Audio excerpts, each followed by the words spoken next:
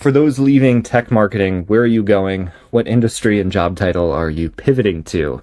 That's a great question. It says here, I'm a B2B marketing generalist for the last 10 years. I know events, webinars, conferences, SEO, SEM, demand gen, content writing, social media, all the marketing stuff. I just had my third layoff in 4 years. I'm really sorry to hear that. I typically work in B2B tech as the sole marketer or in a small team of marketers. I think that's pretty common. I wear a lot of different marketing hats. I'm trying to avoid startups because all they seem to do is layoffs, even for every year for cheaper talent. I'm looking at healthcare, a few other places that I can use my skill set, that I love what I do, but I'm feeling like one of these layoff times, I'm going to need to pivot to something else if there aren't more jobs available. This feels super relatable. I've had a lot of different marketing jobs over the years, both in larger marketing teams, like one of maybe 8 or 10 people, all doing marketing and sales and the kind of the business side of things. And then I've also been the sole marketer at a lot of B2C and B2B companies. What I'm hearing and reading between the lines and some of the things that this person is sharing here is a couple of different things. The first is, I think it's very common that over the last 10 years or so, or 15 years or so, marketing has morphed from being just like a small function of a business, maybe pairing or partnering up with the advertising department or sales department or product department to kind of work in tandem. But nowadays, marketing has kind of just become this very generalist job where marketers are expected to have a little bit of experience in a lot of different areas. And the reason that that's helpful, oftentimes at a startup, is you have to wear a lot of different hats. Some days you're going to have to be writing social media copy. Some days you're going to have to be doing content writing, etc. And it seems like this person has kind of found themselves in that bucket. I think that's very common. What I'm also hearing in this kind of story this person is sharing is maybe a pain point specifically with working at startups. And what I'm curious about is how many of these tasks this person was working on at a specific company. Because I think when I zoom out in my experience in working at small companies or maybe a 8 or 10 person marketing team where I'm one of 10, all along that spectrum are companies that have either have their marketing figured out or their acquisition channels figured out, and companies that do not.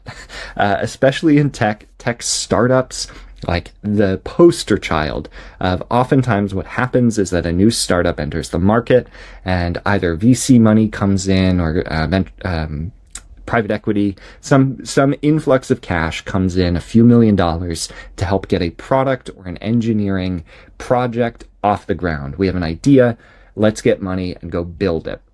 And this is like 9 times out of 10. It's a story. I don't know how this keeps happening, but this is we seem addicted to it in the tech startup world, where an influx of money will come in for an idea, what sounds good on paper. Somebody will build it for 6 months, or a small team will build it for 6 months, and then all of the kind of business and sales functions get hired in to now try and find a market fit for this newly created product or idea that's now either a few $100,000 into the project or a few $1,000,000 of runway has been given to kind of cover the next 18 months.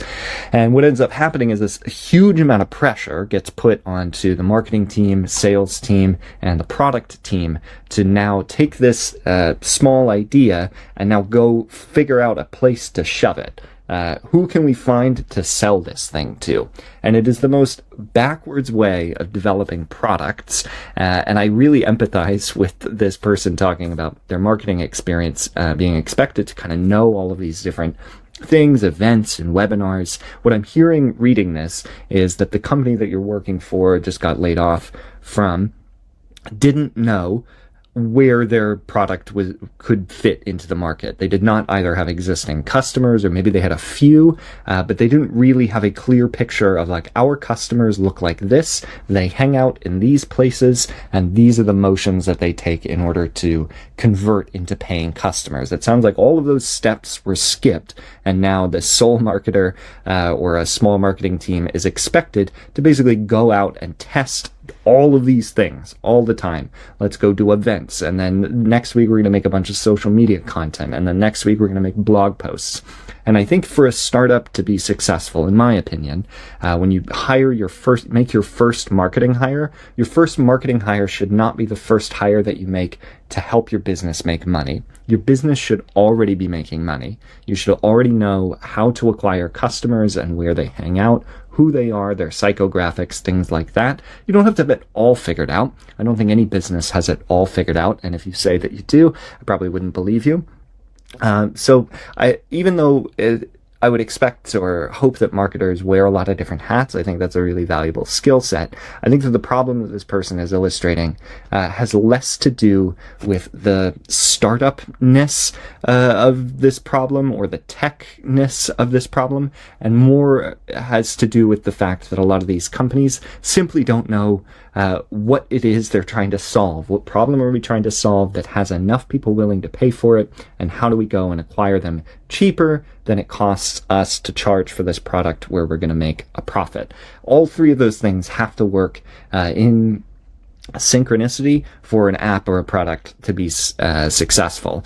And tech specifically works on such a boom-bust cycle where right now, at the time of recording this video, AI is the hot thing. It was crypto and blockchain technology, and before that it was big data, and before that, and before that, and before that. There's always a new big thing that comes along. VC and private equity get involved and they say, we need $1 billion idea or a $10 billion idea.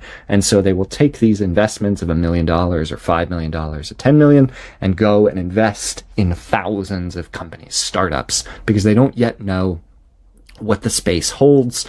They don't know where they're going to sell this to who, how big the market is going to be. All they know is that they want to be first in line for it. And so they waste absolutely no time investing in the space. We're seeing it happen right now with AI, where there's all of these AI startups that come along. They come up with a really cool AI product, and then are left. I see the threads on Reddit all the time. They're like, okay, cool. We built this thing that does this thing. Now how do we go and market it and sell it? And that's completely backwards in my mind. I would prefer companies not even hire a marketer, not even have a marketer on their team until such time they have figured out who their paying customers are or who is interested in paying for this product, and then bring in marketing, basically gasoline on the fire. So this person is feeling a lot of burnout, and I'm really sorry to hear that. I think it's all too common. And this comment that they made about doing layoffs every year to kind of hire cheaper talent feels more like a symptom of that problem that I'm just describing. It is not necessarily that companies want cheaper talent. Companies are willing to pay for whatever talent necessary in order to drive profit. At the end of the day. And if that is a $200,000 a year employee, sole marketer or something, if that's how much it costs to hire somebody who's going to deliver the results that they want, companies will pay that. But what I notice happens is that companies that start to do mass layoffs or seeking cheaper talent, like you're saying, like, oh, let's just offshore this.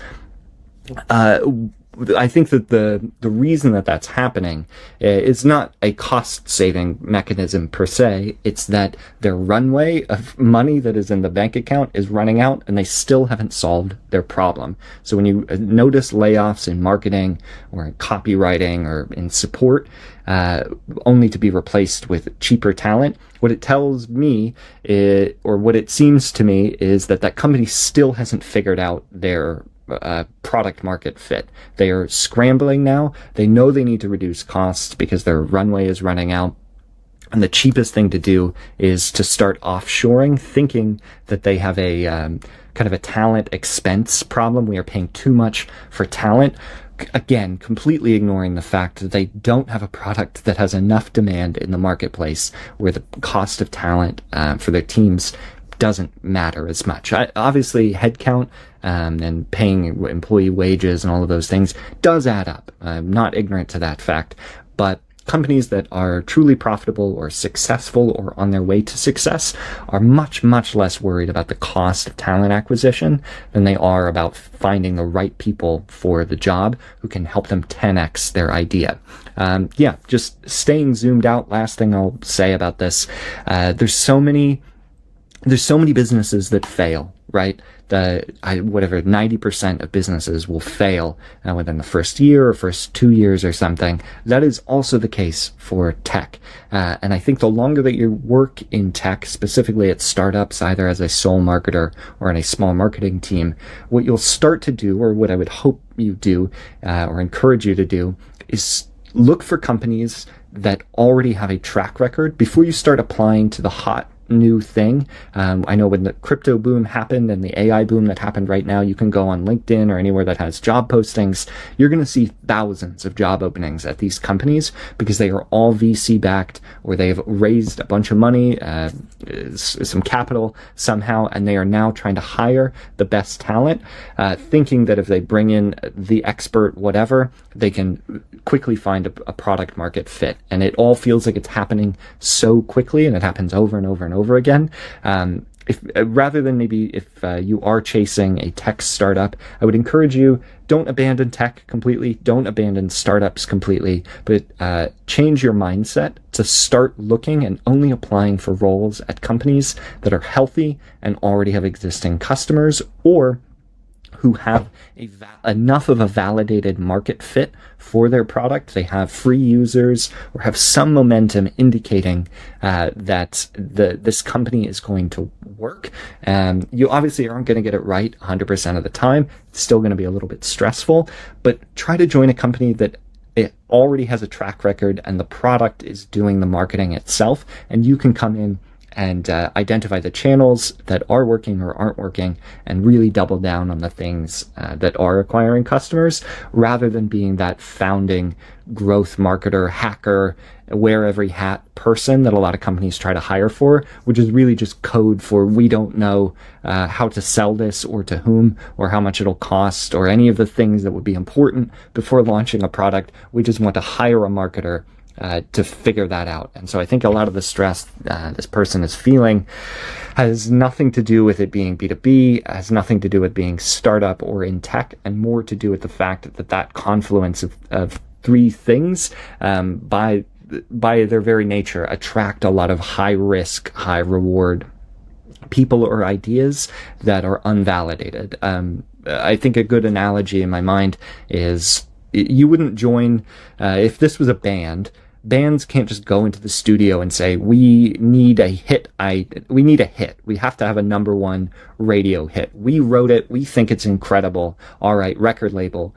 Your job is to now go market this song until it is a hit.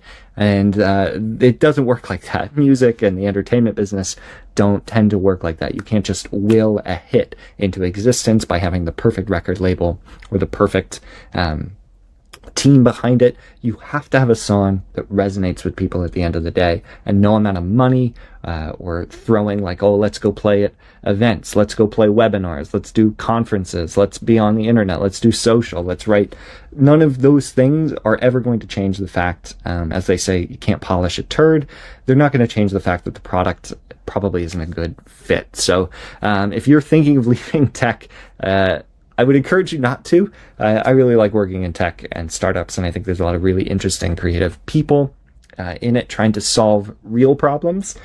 But given the nature of just how much money gets thrown around, I think it's often hard to maybe make sense of all of it. So if you are looking for another job, I would encourage you to try to vet the companies that you're applying to, spend the time in the trenches, try to look them up online as best you can, see what their social followings are like, what's their YouTube channel like, their email list, what does the product look like, and does it have actual momentum without you there? Your ideal state is that you were brought on as a marketer to add gasoline to a fire because the startup founders no longer have time to kind of guerrilla market or help this thing get off of the ground. It is getting legs, but now they need somebody dedicated attention.